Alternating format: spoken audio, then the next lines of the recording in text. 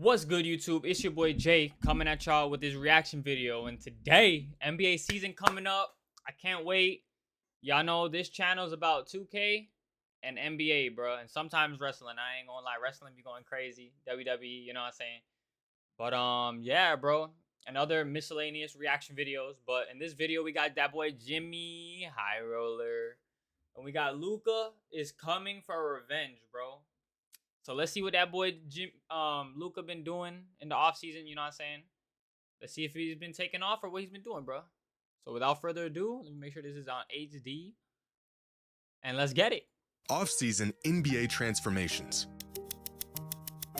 As empty as they are inevitable, with every new season comes the barrage of new clips, videos, photos of players looking slimmer, players looking absolutely jacked, jump shots looking nicer, and fans getting hyped up on the idea of a new, improved version of their favorite player. Fool me once, shame on you. Fool me twice, shame on the guy who showed me Wait, what? James Harden lost 100 pounds.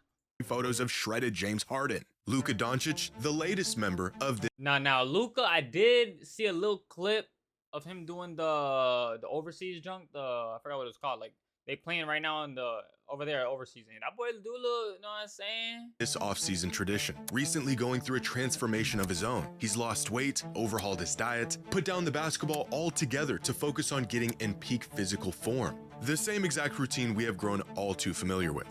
But this transformation feels different. It feels personal. 6 months ago, the Mavericks did the unthinkable by turning their backs on the future of their franchise. And in response, Luka isn't just getting into shape. He wants more than to just study film or work on his jump shot. He wants revenge.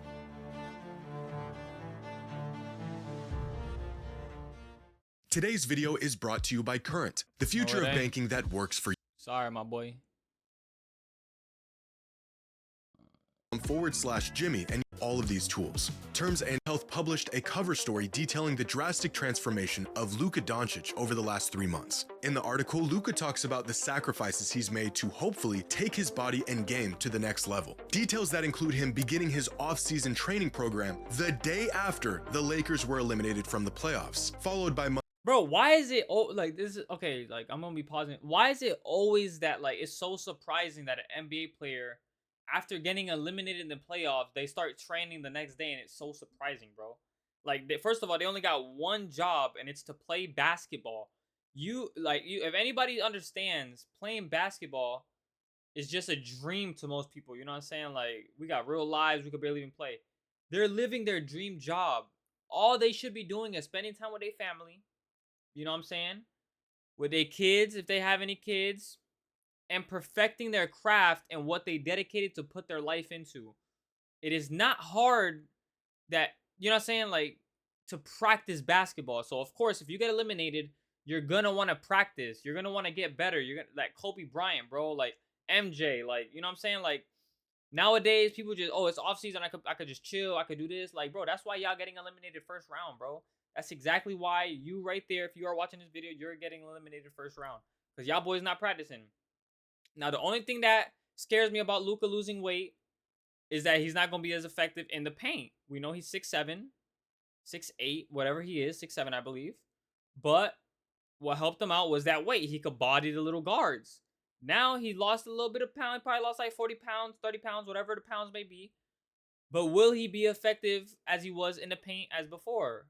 So he'd be in the mid-range as before, backing down little guards as before, off the switch. If LeBron is on him, is LeBron going to eat him up? Kawhi, these type of people. That's what I'm looking to see in this video. I want to see his skills and stuff like that.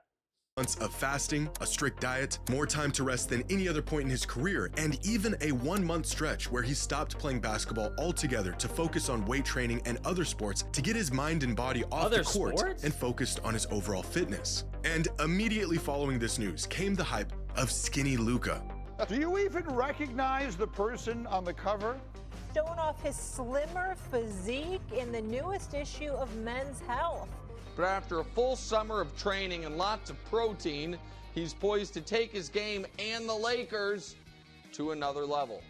But we've seen this before, not just from other players, but from Luka himself, time and time and time again. So why would things be any different this time? because I believe Luka's commitment to his health and conditioning over the last few months actually has little to do with his body and more to do with his mind. The real transformation here isn't in his weight or his conditioning, it's between his ears. For the last 6 months, Luka has been a ticking time bomb. His abilities as a leader were questioned, his work ethic and his drive were put up for debate in front of the whole world. The Mavericks traded Luka because they felt not. I just feel like it's not his mindset. It's nothing to do with him. It's LeBron next to him, bro. He's getting coached or mentored by the person that literally shows their awe to their body, spending millions of dollars a year on their body for longevity. So he probably spoke to him and was like, yo, you got to get your body right. You know what I'm saying? Like, you real good. Come on. Like, you know what I'm saying? Like, that's all, bro. Like, not only was he out of shape, but that he would never get into shape. They felt he wasn't taking his conditioning seriously, and his lack of discipline was essentially a death sentence to any hopes the Mavs had at ever winning a title with him leading their team. Comments that are just as wild today as they were at the time, and probably should have stayed in private, but from their perspective were legitimate concerns. In the following months, Dallas got AD, they landed with the #1 overall pick, which is suspicious, and they landed on Cooper Flag. A happy ending in Dallas considering their monstrosity of a decision. But the one thing Dallas forgot to factor into their grand plan, there is nothing Luka Doncic loves more than revenge.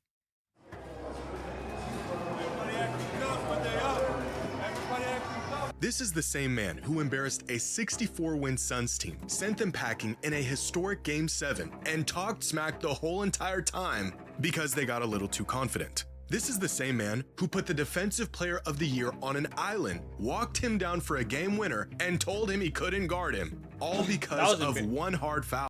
Damn, that was embarrassing for Rudy Gobert, though, bro. Like, who put the Defensive Player of the Year on an island, walked him down for a game winner, and told him he couldn't guard him, all because of one hard foul. He dropped a 50-piece on the Pistons because their assistant coach said a few things he didn't like. It seems like there was a little extra chirping going on with the bench tonight. Did that impact it was their assistant coach. He started chirping in the first quarter. So they didn't like when I chirped back. Now they said play basketball. If they're gonna chirp at me, I'm gonna chirp back. I ain't scared. For every snide remark, every unsightly gesture, comes a Luka masterclass as a result of the unfortunate soul who thought it was a good idea to cross him. You want to take a wild guess at who he scored the most points against last season? That's right. The man knows how to hold a grudge. This, my friends, is not a coincidence. And neither is Luka getting into the best shape of his life this offseason. After 7 years in the NBA and refusing to take his health and conditioning seriously, Luka literally did exactly what the Mavs said he would never do and got into the best shape of his life purely out of spite. That's all you gotta do. Whoever's talking trash, just prove them wrong, bro. Now, you just gotta put it into the game now, bro. Win a chip this year. Even though I don't want LeBron to win another chip, Luka, you have a chance at winning another chip. Which leads me to believe this is not your typical off-season transformation. This is a man who is out for revenge, and like the greats that came before him, is prepared to not just change his game, but change his entire approach on the game. Back in 2011, after losing to Dallas in the finals, LeBron James was at a crossroads in his career. He was definitively the best player in the world by this point. His game looked sharp, it looked complete, he was better than ever. And yet, something was still clearly missing. And it was in the following offseason where he Man, that boy LeBron should have stayed with the Heat, bro. You know how much championships he would have right now? Found that missing piece. He sought training from Akeem Olajuwon to expand his post game. He spent more time studying his decision making on the court and finding ways to improve it. And of course, he transformed his body to handle the more inside out game he would deploy in the following season. The transformation, although visible on the outside, was happening inside. How he saw the game, how he led his team, his resilience in tough moments, and the sacrifices he was willing to make in order to win. A transformation motivated by the shortcomings and criticism he had faced leading up to that point, and a shift in perspective that many all-time greats have had to face and overcome. Michael Jordan's moment came in the summer of 1990, after getting beat down by the Pistons, searching for an answer to get over the hump. His answer came in the form of spending countless hours in the weight room, putting on 15 pounds in the offseason to handle the physicality teams were throwing at him, and a newfound willingness to adapt his game to a new system and coach that knew it could work, but only if Michael bought into it. Kareem's moment came after a 7-year championship drought, where he had to embrace the idea of not just being a great player, but being a great leader, inspired by a What type of drills was that? I've never seen that type of drill in my life. 7-year championship drought, where he had to embrace the idea of not just being a great player, but being a great leader, inspired by a young, exuberant rookie who virtually gave him no other choice. Some of these turning points are more public, more intentional, others are stumbled upon in pursuit of greatness. But all of them weren't just transformations of game, but a transformation of how they approach the game. After Kobe and repeated Shaq playoff is failures crazy. and constant criticism about his work ethic and conditioning, Shaq's moment came in the summer of 1999. With Phil Jackson as the new coach in LA, Shaq showed up in the best shape of his life, leaned into the triangle offense, and for the first time, fully bought into not just dominating, but winning. The transformation was visible in his body, but the change that really mattered happened to his mind. For Kobe, his moment came at rock bottom, with the departure of Shaq and missing the playoffs entirely in 2005. In the years that followed, he began to reshape not just his body, but his identity as a leader. A transformation that brought upon a completely new era in Kobe's career. As Kobe said at the time, his number changed, but the real shift happened in his mindset. He learned how to elevate teammates rather than just outscore opponents. A change that gave Kobe the tools to lead his team in ways that never quite showed up in the box score. All of these players, despite their game-breaking abilities and undeniable impact on the game, had to face the uncomfortable reality that if they wanted to win, something needed to change. A reality that Luka is facing at this moment in his career in more ways than one. Jokic, Giannis, Shea, Embiid, Tatum. What do all of these players have in common?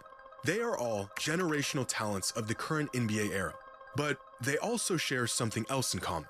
All of these players have won at least one of these milestone awards through the first 8 seasons of their career. MVP, Finals MVP, and or a championship. The only generational talent at the moment who hasn't is Luka.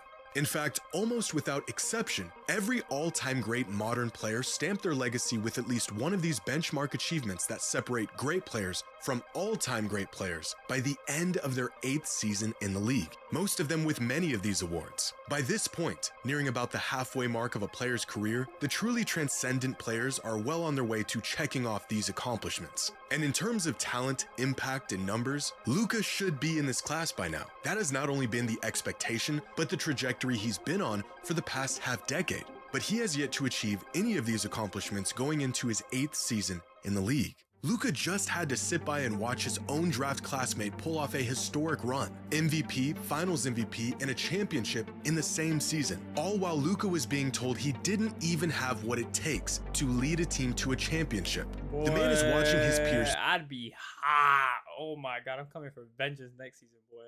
take over the NBA and cement their legacies right in front of his eyes. Pair that with the doubt and ridicule the Mavericks have shown him and a man who has sought revenge for a whole lot less, and you have a recipe for what may just be a real transformation, fueled by failure and an unwavering desire to get even. Bro, this season, hold on, let me go to a good little stopping point right quick, you know what I'm saying? I like this right here. Training. This season could be the biggest make or break for Luka Doncic. I ain't gonna lie. If he's really looking at it with that mindset, like, yo, I'm about to destroy everybody. This is my season to show these guys, like, what's up. Then this is gonna be his make or break season, because either he comes to full expectation and does amazing, does everything like that, makes the playoffs, maybe gets eliminated. You know, you expect it to come better. You either come below average, like a Ben Simmons, James Harden, Joel Embiid, whoever it is, and you just flunk, and all this hype is for nothing. Or number 3, you pass expectations, you absolutely take off, average 30 points per game, 8 assists, 7 rebounds, season MVP, and then you go to the playoffs, you playoffs MVP, you win a chip, all this stuff. If this is what you're about to do, Luka, then I'm fully for it, my boy. Because I'm the type of guy that people talking trash about me and people doubting me and my basketball skill and everything like that. I'm going to show them what's up. I'm going to come back, practice every single night, train every single day, practice every single night, and put my all towards the next season. You know what I'm saying? So I guess it's just a matter of time. Is Luka going to snap? Is Luka gonna be a flunk? What's up? Write it in the chats down below what y'all boys is thinking. So like, comment, and subscribe, and I'm gonna catch you on the next one. Peace.